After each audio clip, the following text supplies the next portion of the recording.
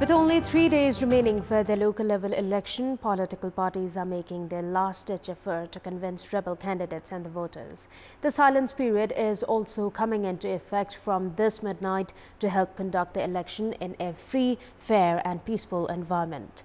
Good morning, I am Bipashna Tamang and these are the headlines of the hour.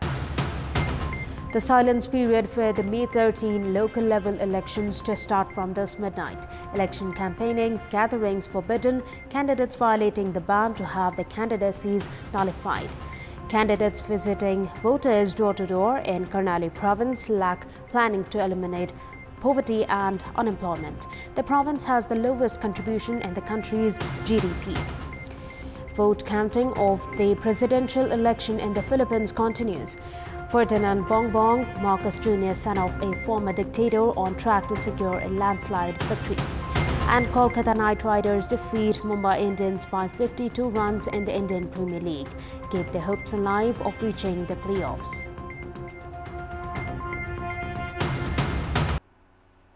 The 72-hour silence period for the May 13 local level elections is scheduled to start from this midnight. The Election Commission is set to implement the silence period 48 hours ahead of the local polls and the whole day during election day, which will choose mayors, chiefs, deputy mayors, deputy chiefs, ward chairpersons and ward members in 753 local level units. The silence period is being implemented to conduct the election in a free, fair and peaceful environment.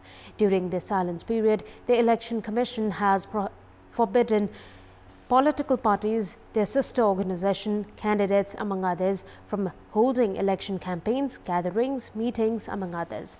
Election materials related to political parties and candidates are also prohibited 300 meters from the periphery of the election stations. Publicity through social media, online, print or any other related means are also forbidden. The Election Commission has informed that candidates violating the silence period by trying to influence voters will have their candidacies nullified and will also be subject to a fine of up to 100,000 rupees. In our Public Voice segment, we had asked people in several provinces what should be done to avoid unnecessary influence from those in power ahead of the election. Let's take a look at what they had to say. Public Voice. सचेत भएर चाहिँ मतदान गर्नुपर्छ आफूले कसलाई दिने इच्छा छ त्यसैलाई दिने हो हामी उम्मेदवार राम्रो हेरेर भोट दिन्छु के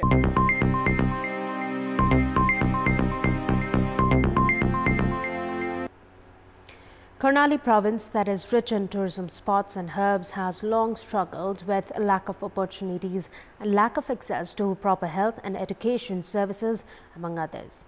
Political parties have pledged for development and prosperity in the region during elections, however, have failed to deliver. This time around, parties have also failed to include agendas to address poverty in the region. More in this report.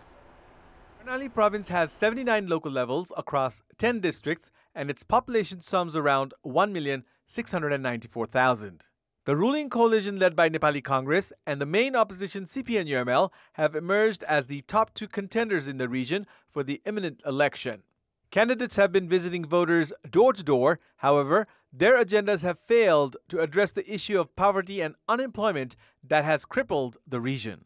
Poverty at Karnali province stands at 52.22%, while the Human Development Index stands at a minimum 0.39. The literacy rate dwells around 62.77%.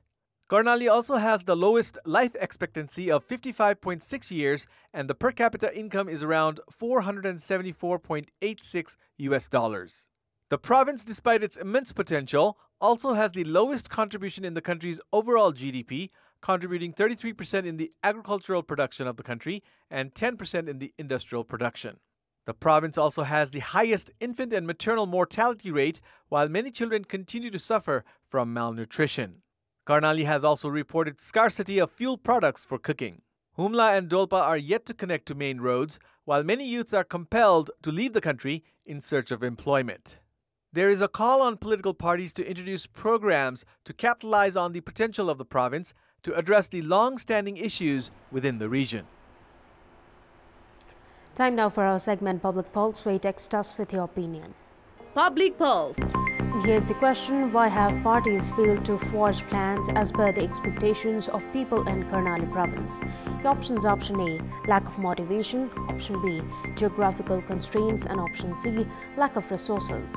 The voting is on. Type any WS, select your option A, B or C and send it to 34001 to share your opinion with us. As around 600 megawatts of electricity goes unused in Nepal during monsoon, the Nepal Electricity Authority has called tender to sell 200 megawatts electricity in the Indian market. The authority has a target of generating around 12 billion rupees in revenue by selling electricity to India this year. The Nepal Electricity Authority was compelled to reduce power supply for Nepali industries as it was not able to purchase electricity from India until last week. However, with regular rainfall in recent days, around 100 megawatts of electricity has been produced, which has eased the situation. In addition to that, the NEA is likely to struggle in managing the power produced in Nepal. With the production of electricity set to increase, the authority has called tender to sell 200 megawatts at a stable rate in India from 1st of July to 15th of November. The NEA has also made preparations to sell additional electricity in the Indian market exchange market. The Nepal Electricity Authority has received an approval to sell 364 megawatts of electricity in the Indian market. That's all for the moment. Thank you for watching. Have a good day.